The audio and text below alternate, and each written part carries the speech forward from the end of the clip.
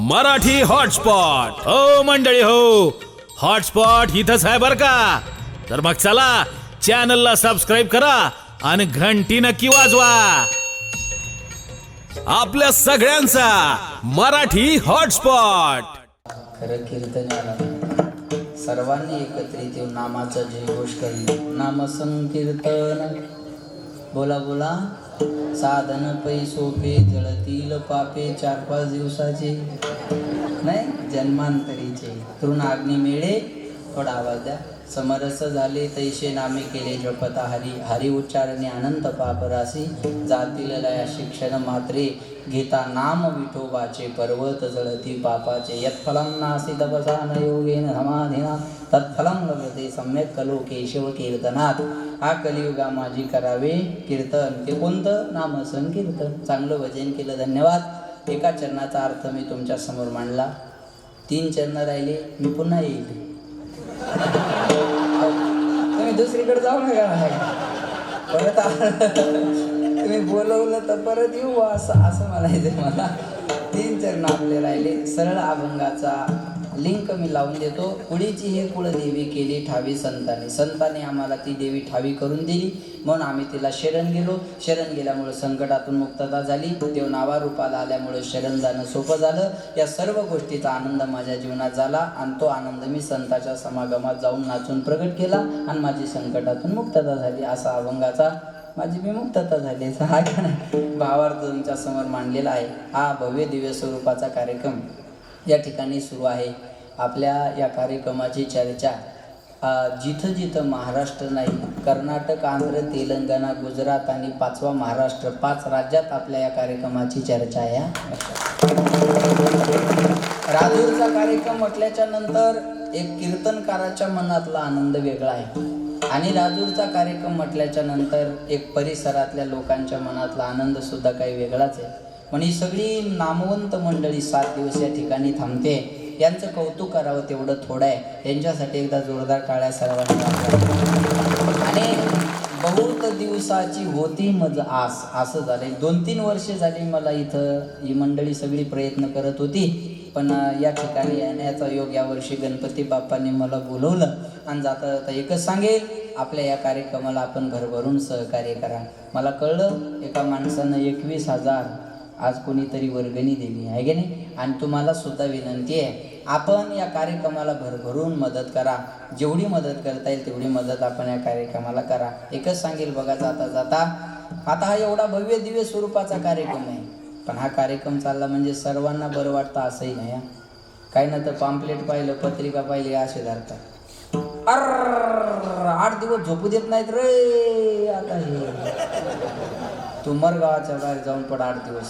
गावात येऊ नको. ह्या दुर्योधनाच्या अवलादी आपले आपले लोक आपल्या गोष्टीला आज विरोध करतात. ती शोकांती काय महाराज. मी सांगेल बघा तुम्हाला, दारू गांजा मटक्या गुटक्यात लोक किती बी पैसे घालतील पण चांगल्या कामात खर्च करायचं म्हणल्यावर जमत नाही. आता कोणत्या गावचा फोन आला की आपल्याला 2-4 शब्द लोक बोलतात, महाराज यंदा जरा तुमचा भाव कमी करा.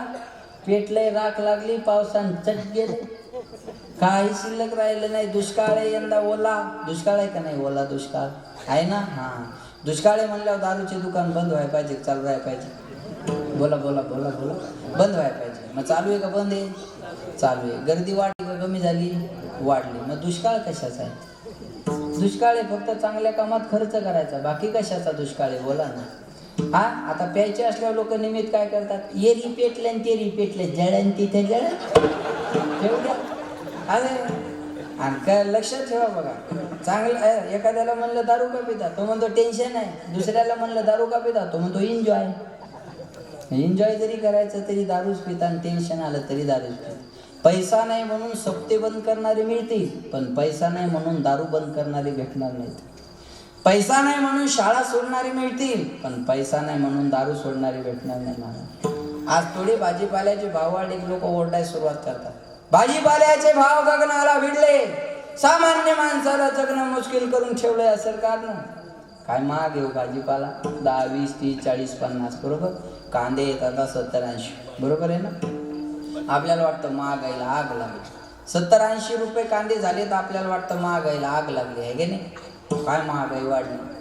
एक भाजी 450 रुपये किलो आहे, 500 बी आहे. परफेक्ट माहित नाही, हवामान खात्याचा अंदाज, सूत्राच्या माहितीनुसार. काय डोंगलं कळलं नाही सूत्राला महाराज. लक्षात येतं का माझं बोलणं? वा, कळली ना तुम्हाला भाजी? हा, कळली ना. मला सांगा, या भाजीच्या विरोधात कधी आंदोलन झालं का? या भाजीचा भाव वाढा म्हणून लोक रस्त्यावर उतरले का? या भाजीचा भाव वाढा म्हणून मोर्चे निघाले का? या भाजीचा भाव वाढा म्हणून पेपरला बातमी आली का? या भाजीचा भाव वाढा म्हणून टीव्हीला बातमी आली का? दुष्काळ मानसिकतेचा आहे, दुष्काळ मानसिकतेचा आहे. लक्षात ठेवा. कोल्हापूरला झालं भाव कमी व्हावा म्हणून थोडं आहे का नाही, पण खायचं बंद आहे का? हा, 500 रुपये किलो घ्यायला परवडतं, शेतकऱ्याचे कांदे 80 का परवडत नाही? बोला ना.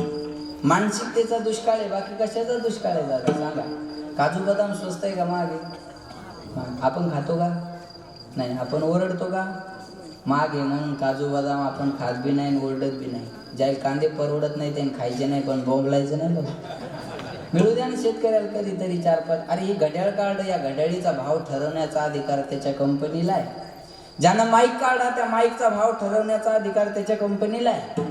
ज्यानं मॉनिटर काढलं त्या मॉनिटरचा भाव ठरवण्याचा अधिकार त्याच्या कंपनीला आहे. ज्यानं लाईट काढला त्या लाईटचा भाव ठरवण्याचा अधिकार त्याच्या कंपनीला आहे. ज्यानं मोबाईल काढला त्या मोबाईलचा भाव ठरवण्याचा अधिकार त्याच्या कंपनीला आहे. आणि मग शेतकरी त्याच्या शेतात माल पिकवतो, त्याच्या मालाचा भाव ठरवण्याचा अधिकार त्याला कधी मिळणार आहे? जोपर्यंत हे होणार नाही ना महाराज, तोपर्यंत शेतकरी सुखी राहणार नाही. प्रत्येकाला ज्याच्या त्याच्या मालाचा भाव ठरवण्याचा अधिकार आहे ना, मग शेतकऱ्याला का मिळत नाही महाराज? ही शोकांतिका आहे आज. आणि ज्या दिवशी शेतकरी स्वतःसाठी जगेल ना, त्या दिवशी जग उपवाशी राहील, हे तितकंच खरं आहे. म्हणून आपण त्या शेतकऱ्याचा कधीतरी विचार केला पाहिजे. आपण कधीतरी या गोष्टीचा विचार करणं गरजेचं आहे. लक्षात ठेवा, दारू गांजा मटक्या गुटक्यात लोक किती बी पैसे घालतात, पण चांगल्या कामात द्यायचं म्हणलं आज लोकांना जमत नाही. लक्षात घ्या, आपण आपल्या कार्यक्रमाला सहकार्य करा, आपण आपल्या धर्माला सहकार्य करा. कारण याला कोणता मंडप म्हणतात? धर्ममंडप. याला धर्ममंडप म्हणतात महाराज. मी सांगेल बघा तुम्हाला, लक्षात ठेवा. पण आज आपले लोकच आपल्या धर्माला विरोध करतात. 100% मुसलमानाला अल्लाचं अस्तित्व मान्य आहे. कोणत्याही मुसलमानाला जाऊन भेटान म्हणा अल्लाह आहे का, ते आहेच म्हणते. पण 50% हिंदू लोक देवच नाही म्हणतात. ही शोकांतिका आहे. मुसलमानाचं 5 वर्षाचं पोरग 5 वेळेस नमाज पठण करायला जातं, आपलं 22 वर्षाचं ठोडमं एकदा बी मंदिरात जात नाही. ही आपल्या धर्माची शोकांतिका आहे. आज आपण आपल्या धर्माबद्दल झोपलेले आहे महाराज. मांजर आडवी गेलीत लोक म्हणतात काम होत नाही. त्या मांजरीने जावं तरी कुठं जाईल? तिकडे रस्ता असतो.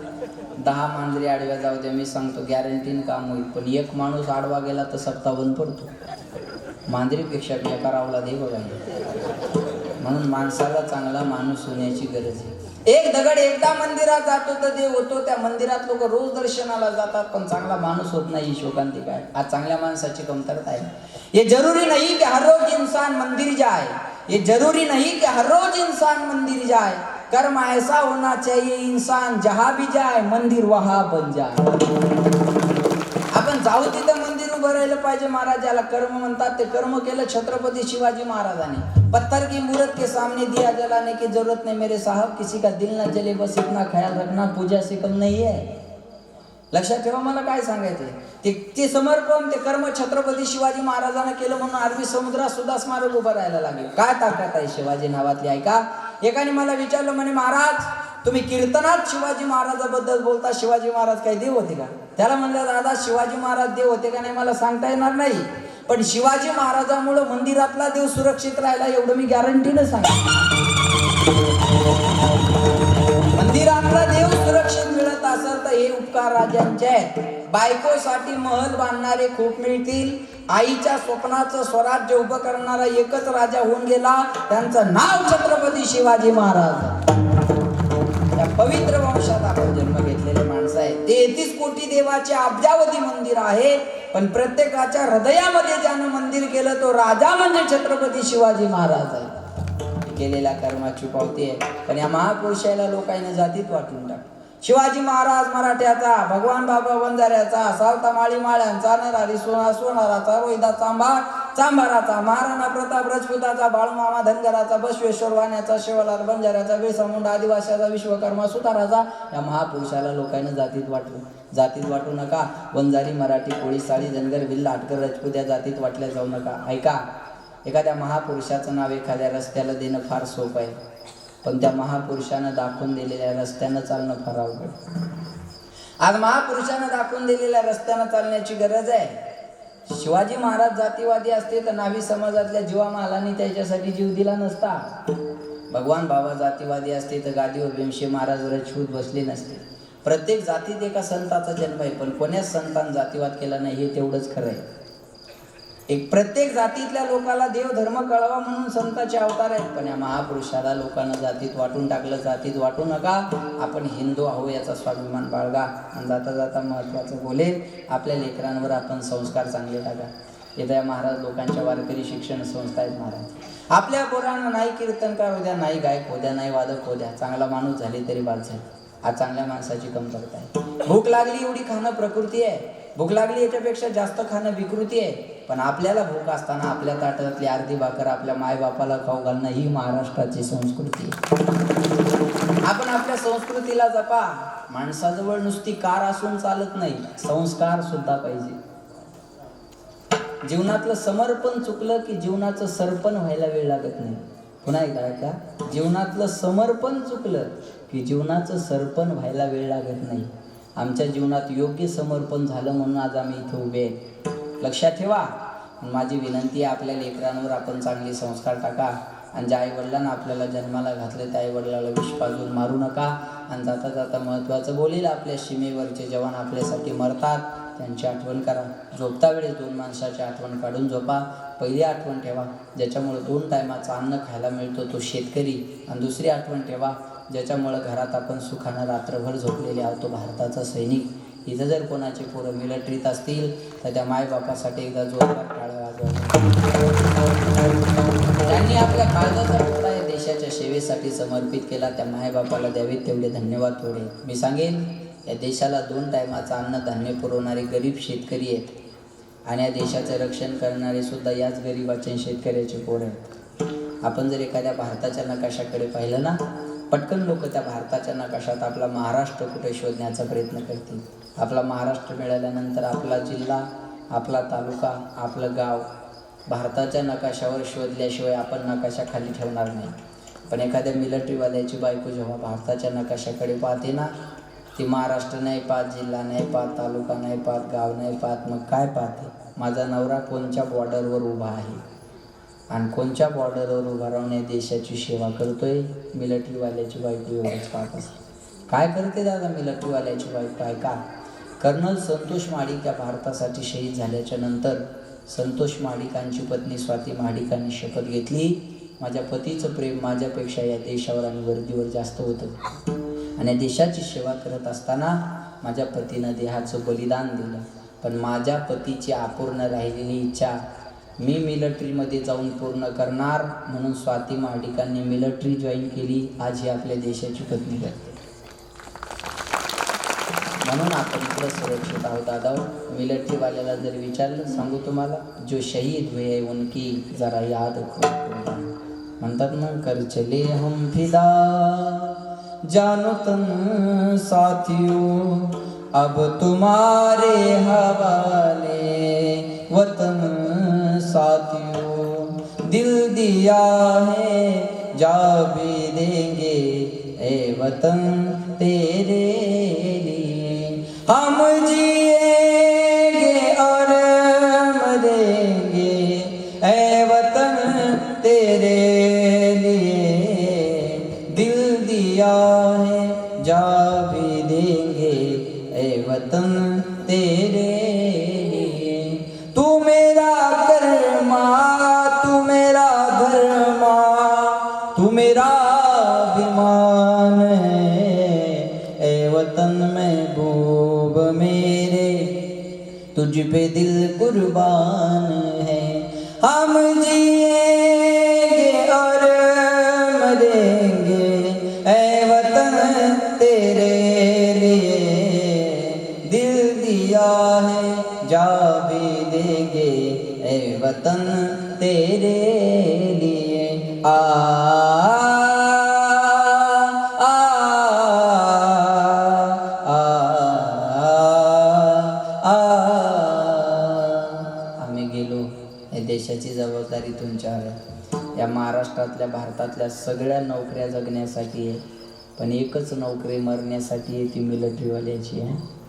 आणि त्यांना जर विचारलं तुमची अपेक्षा काय, ते एकच सांगतात काय, मेरी जान जाए वतन के लिए, मेरी जान जाए वतन के लिए, बहे खून मेरा चमन के लिए, बहे खून मेरा चमन के लिए,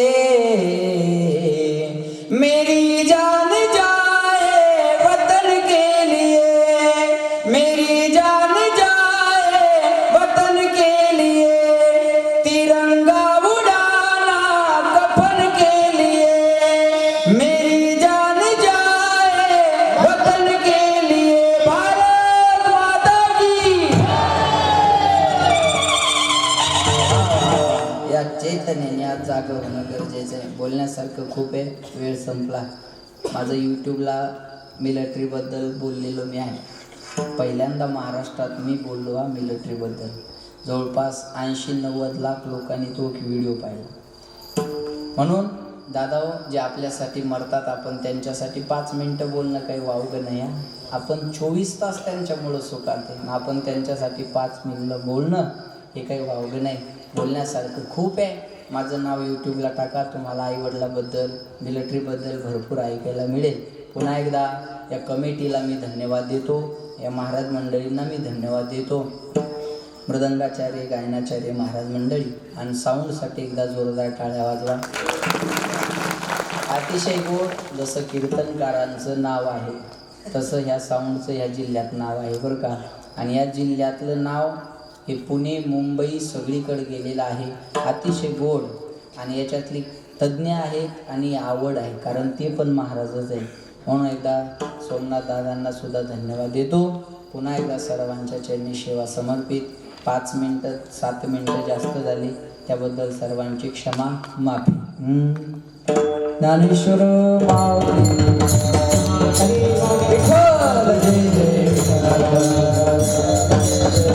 हरी बोले बोले बेड़ी बाबू हरी नाही जाईना अधिकार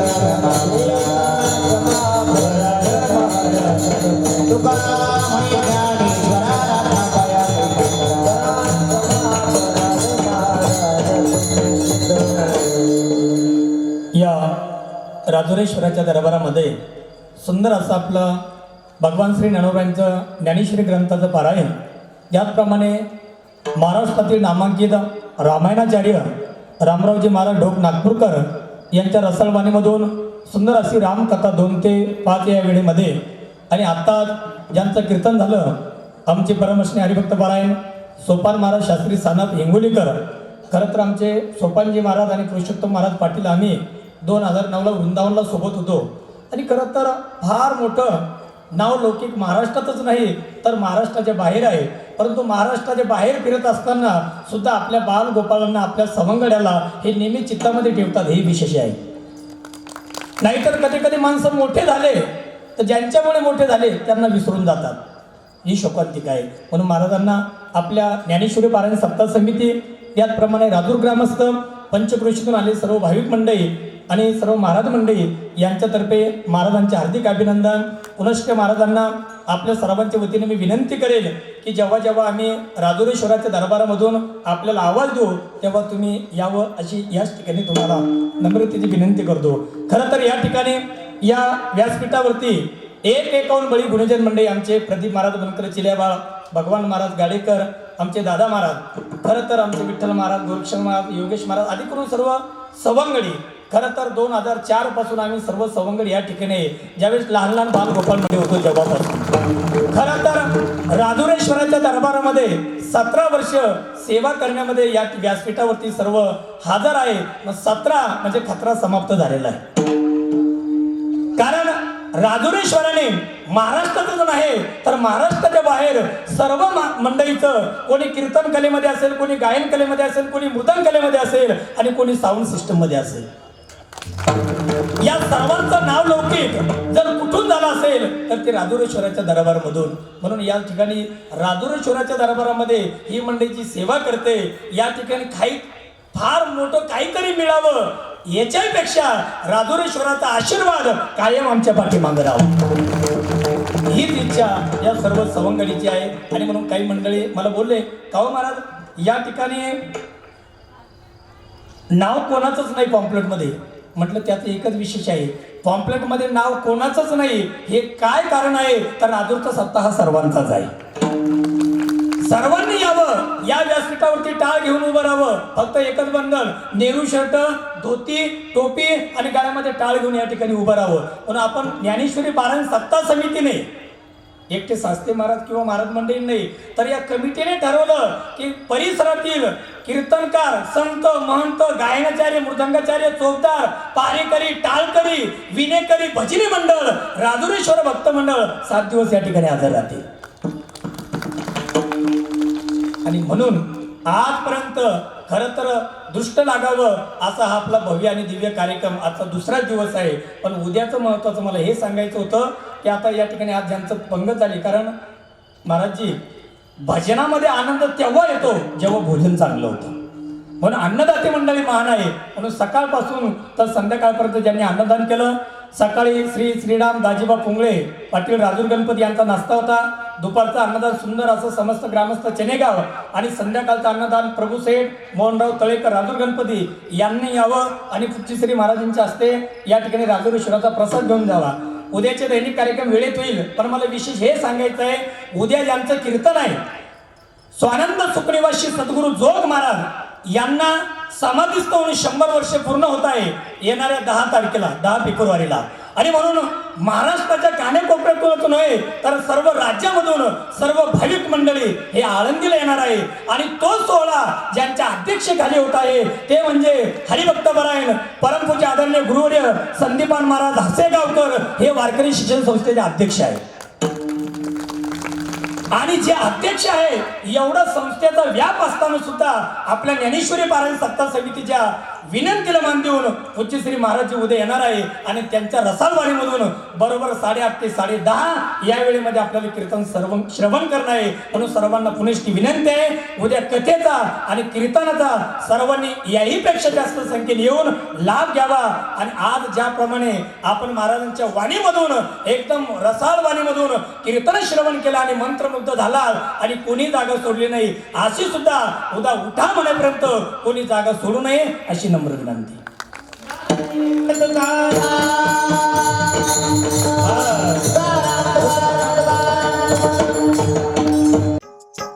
मराठी हॉटस्पॉट हो मंडळी हो, हॉटस्पॉट इथंच आहे बर का. तर मग चला चॅनलला सबस्क्राईब करा आणि घंटी नक्की वाजवा. आपल्या सगळ्यांचा मराठी हॉटस्पॉट.